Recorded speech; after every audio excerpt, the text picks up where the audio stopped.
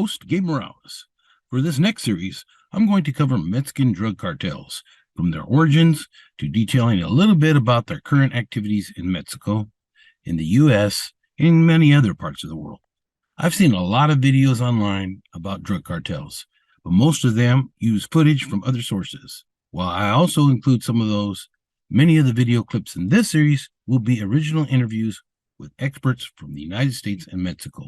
These are individuals who have worked on the front lines. After I'm done with this series, I will show their interviews in their entirety as standalone pieces. Much of the material in these videos were taken from my book, How We Lost the Drug War and How We Can Win It Back. It is available on Amazon.com and other venues.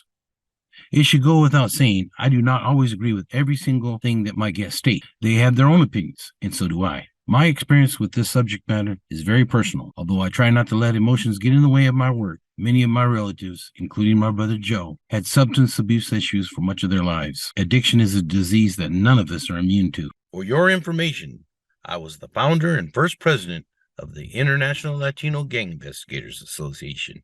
I saw that the subject of Latino street gangs, prison gangs, and drug cartels were often intertwined, and that there was no organization that I know of in existence, or that I still know of, that focused on all three elements of these criminal organizations that have a huge impact on our society. I worked very hard, along with my peers, to get Mexican police officers involved with ILJA.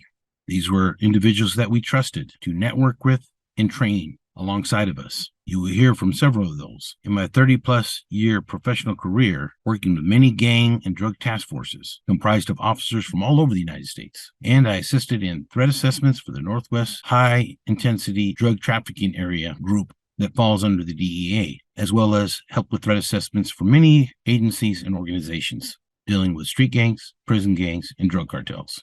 In addition to the guests and peers featured in my videos and books, I would like to thank the many contributors who choose to remain anonymous for various reasons, mostly for their own protection. I'd also like to thank all of the brave men and women in and out of uniform who served with honor during the drug war. And I hope and pray that the millions of people who have battled drug addiction will be free from that disease and all the problems that come with it. Archaeological evidence indicates that humans used psychoactive plants at least 200,000 years ago. During that time, man interacted with thousands of different vegetations and experimented with them. Of course, some of them were poisonous and killed them. Others they learned actually helped them when they were ill. Some were consumed in an effort to get rid of their hunger.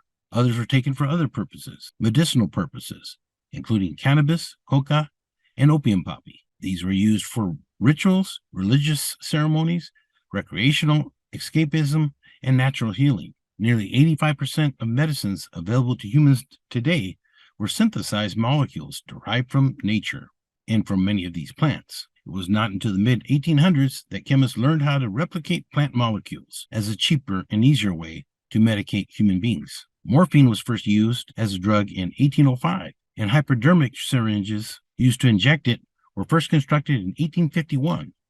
This discovery was particularly significant since it was during the American Civil War from 1861 to 1865, when gravely wounded soldiers were treated with the drug, especially during surgeries, since so many of them lost limbs and had grave wounds. Unfortunately, this widespread use of morphine among veterans continued after the war. An estimated 2 million Americans abused opiates during the war, and afterwards, many of them stayed addicted. It's also interesting that smugglers in Mexico worked with Southern Confederate states to move cotton south in order to generate income for rebel forces.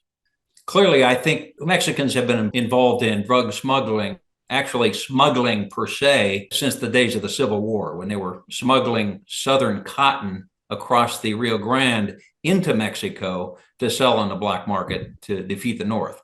These Mexican smuggling operations have continued till today with our current drug cartel. By 1880, addiction had tripled to many non-Civil War veterans, and it is estimated that 6 million Americans were then addicted to the drug. When you think about the whole population of the United States was only 50 million at the time, that was over 10% of its citizens. Laudanum was a liquid medicine of dissolved opium and alcohol. This was often found in home medicine cabinets in the late 1800s to treat many ailments. and people would buy it at their local stores and pharmacies. Opiates were the main base of many over-the-counter medications at the time. It was so easy to buy these medications that Sears and Roebuck catalog even advertised a syringe and a small amount of cocaine for $1.50. Cannabis, coca, and opium and other derivatives in alcohol base were the most prescribed medicines by doctors until the early 1900s. By the time the United States entered into World War I in 1917, opiate addiction was greatly reduced, but other drugs became more popular. Cocaine is a stimulant that is often processed into white crystal powder that looks similar to confectioner's sugar. It comes from coca leaves, usually in South America. It is often cut or mixed with baking soda, cornstarch, talcum powder, or flour, and even powdered baby milk. It is often referred to as coke, snow, blow, rocks, and crack if in its freebase form. Crack cocaine obtained its name from the sizzling sound it made when cooked and inhaled. The use of cocaine produces an instant state of euphoria. It hits the dopamine cells in the brain, which explains why it's so addictive. The effects of the drug disappear quickly, so people often snort more lines or smoke more crack to retain their high. This is often referred to as binges. People will stay up all night and then sleep all day when they finally crash. While cocaine has been present in the United States, like I said, since the 1800s, it really took off in popularity during the 1970s when the Colombian cartels started a mass production of the drug and smuggled it into the United States via Miami, Florida, and other port cities. The disco era is often described as going hand in hand with cocaine, as is often snorted in nightclubs, sometimes out in the open, often in bathrooms, as patrons danced the night away with coke-fueled energy. In the 1980s, the drug continued to spread, often in the form of crack, which was often sold by street gang members, such as the Crips and Bloods. As a result of drug sales competition, many gang-involved shootings occurred, and deaths soared during this time. This is when new laws were instituted to give more time for crack cocaine even than powder cocaine. A lot of people took issue with this because crack cocaine tended to be used by people of color, while powder cocaine was often used by more affluent white folks. Hemp has historically been grown for rope, clothing, and paper, going back at least 10,000 years. Hemp was an important crop in the early days of the American colonies. And even to get over here on ship from Europe, it took enormous amounts of hemp rope just to work ships. The USS Constitution was documented in 1797 as needing 50 tons of hemp for its vessel. Even Betsy Ross's first American flag design used hemp. So yes, hemp is an American as apple pie. Cannabis, also known as marijuana, and here in Hawaii, where I live, as pakalolo, became popular during the late 1800s. Many legal medicines contained cannabis extract. It became even more popular when Mexican smugglers brought recreational marijuana with them into the southwest United States during the Mexican Revolution, roughly from 1910 through the mid-1920s.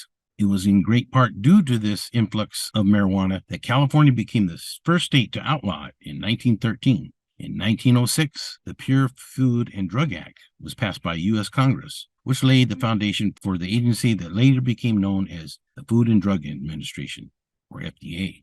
And finally, in 1914, the Harrison Narcotics Tax Act was instituted, which controlled marijuana, cocaine, and opium products. In 1919, the United States passed the 18th Amendment, prohibiting the sale, manufacture, and transportation of alcohol, with exceptions for religious and medicinal use. And in 1920, the United States passed the National Prohibition Act, or Volstead Act, to carry out provisions of this 18th Amendment. Unsuccessful efforts to ban alcohol during Prohibition from 1920 to 1933, Americans found an easy way to relax after work, be it a beer, a glass of wine, or a shot of whiskey. They often consumed these products in secret bars called speakeasies. But Americans also made hooch. Prohibition also gave rise to the Cosa Nostra and other criminal groups. Mexican crime groups as well as Canadian crime groups also smuggled booze across the border. In 1936, there was a movie called Reefer Madness, originally called Tell Your Children, which was financed by a church group. When it was released, it depicted students using marijuana, then being involved in hit-and-run accidents, manslaughter, suicide, attempted rape, and bad hallucinations that progressed until they became mad or insane. It was basically intended to be a scare tactics film. In some cases, it succeeded in stemming the rising tide of marijuana amongst young Americans. In 1937, the Marijuana Tax Act was passed. While some politicians said that this law was passed to deal with the rising problems of Americans using marijuana, several other scholars claim that the real goal of this was to destroy the hemp industry, and that this effort was largely taken on by a businessman named Andrew Mellon, along with Randolph Hearst, the newspaper kingpin, and the DuPont family. These individuals argued that hemp was a cheap substitute for paper pulp used in the newspaper industry. These scholars believed that the rich and powerful Hearst family put political pressure to end the growing of hemp. That was a big threat to the timber industry and paper mills. These scholars also point out that Andrew Mellon was the U.S. Secretary of the Treasury at the time and the wealthiest man in America. And his friend Randolph Hearst didn't do too bad either. And of course, the DuPont family is known even today for being a major chemical corporation. In fact, the DuPont family heavily invested in a synthetic fiber invention called nylon and considered its success to be dependent on ending the hemp industry. Marijuana is still one of the most used drugs in America. Now, with legalization today in many states, even though the federal government does not recognize that and still considers it a Category 1 drug, this has had a big change in the way the Mexican drug cartels operate, as this expert guest explains. You know, it's also important to know that there were so many people that touted the fact that if we just legalized marijuana in our country, it would starve the cartels. They would dry up as far as a drug threat. Nothing's been further from the truth. All they did was really two things. They branched out into other global markets to include Brazil, which is a huge marijuana consumer. You know, just last year, we had 3 tons of marijuana seized in the port of Lázaro Cárdenas, destined for Santiago, Chile, to that market. But secondarily, we have a lot of people saying that the Mexican cartels had actually branched out into, as we talked about, the horizontal diversification into synthetics, including fentanyl, based upon the reduction of profits from the marijuana trade. So these folks are not going to give up power and money easily. Methamphetamine is also a very big drug still in use. It was invented in 1893 to keep soldiers up so they could fight in battle longer and not get tired. Meth users are often referred to as being tweakers because they often twitch when they use it. Like cocaine users, they'll also binge, but they may not sleep for days until they finally crash, then sleep for days. One thing with methamphetamine users or tweakers here in Hawaii and on the mainland is they're often involved in property crimes. This often means burglary of homes and businesses, car theft, and shoplifting at stores.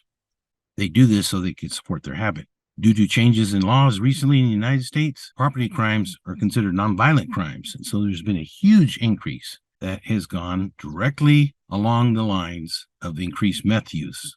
To go back and look at some of the U.S. domestic drug problems here, all of which are fueled by the Mexican drug cartels. Clearly, everybody knows today we have a huge fentanyl problem in our country. But America doesn't really just have an opioid problem, which is all we really hear about, and most of that's a good thing. But America has a drug problem. Clearly, of the 110,000 drug overdose deaths that we have now in the last 12-month period, and that number is continuing to rise, that's about 300 every single day. We don't talk enough about the drug poisoning deaths in this country. But about 3/4 of those drug overdoses are driven from Mexican fentanyl. But it's also true that cocaine and methamphetamine overdoses are also on the rise. So once again, America has a drug problem. But here's a critical point that I think a lot of even our American law enforcement people don't stop to realize is that although methamphetamine only drives about 10 to 15% of all overdose deaths in our country, in terms of use and amount trafficked, methamphetamine is about 15 times the volume of opioids. So given the fact that we know, according to many studies since the 1960s and 70s, that illegal drugs drives about 2/3 of all of our crime in this country, both property and violent crime, aside from every single one of those tragic overdose deaths that opioids cause, methamphetamine really is 15 times the problem in terms of crime, violence, gangs, drive-by shootings, death and decay of every kind across our country. As our guest stated, meth use is far greater than fentanyl, which is a new synthetic derivative similar to heroin. And I understand there's even a new drug out now called Tranq, which is an animal tranquilizer that they mix with fentanyl. It is highly addictive, and people are now dying from it. I don't want to even think about what they come up with next. And of course, like our guest stated, when the Mexican drug cartels were not able to sell as much marijuana due to legalization in many U.S. states, they just switched to harder drugs like fentanyl. And as we see by this diagram, just a small, very tiny dose of fentanyl can cause an overdose. It is for this reason that many officers now carry Narcan to revive overdose victims. But it is very imperative that they get to them right away or they will die. This video series does not get much into alcohol other than what I've already mentioned about prohibition, nor tobacco. I only cover some of the major drugs that the Mexican drug cartels are smuggling into the United States today. While there is no doubt that drugs can kill people and can be very bad and have devastating effects on the human body, I don't think it's fair to lump all drugs together. I hear people say that drugs are bad. I disagree with that. Who of us has not taken a couple of Tylenols when we had a headache? Who has not gone to the doctors and been administered some pain medications? No, it's not fair to say that all drugs are bad. It's drug abuse that is bad.